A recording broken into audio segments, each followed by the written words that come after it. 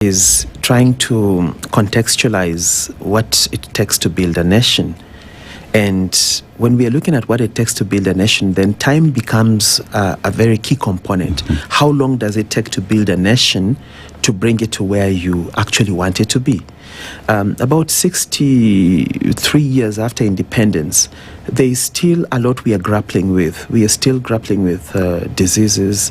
We're still grappling with educational inequalities, poor sanitation, the poverty levels that we cannot be able to catch up with.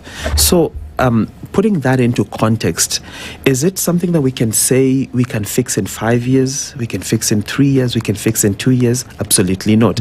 It takes a whole journey. But then, when we are looking at the Vision 2060, then we must reference it to Vision 2030. What were the imperatives for Vision 2030, and where are we at up to that point? So for me, I think it's important to consider another Vision 2060, because the issues that existed in while we were drawing Vision 2030 in 2018, in the year 2008. Are very, very different. At that time, we did not have issues like the exponential growth of the internet, things like AI, scientific innovations. And right now, we are at a time where we're trying to compete with the entire world.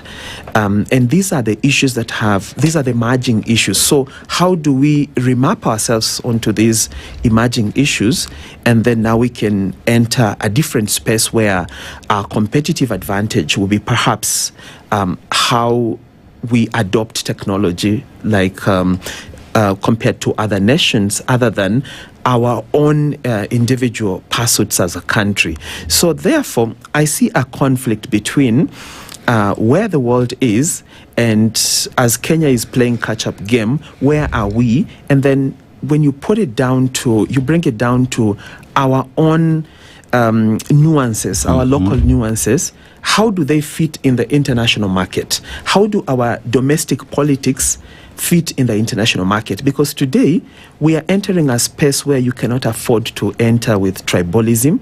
You cannot afford to enter with hate for one another. You cannot afford to enter with sloganeering. So it's a deeper conversation. And for me, I would like us to slough it off the garment of 2027 so that we see clearly. Is it about a certain president? Is it about the leadership of the country? Or is it about the Kenyan people? So where do we want to be as a Kenyan people?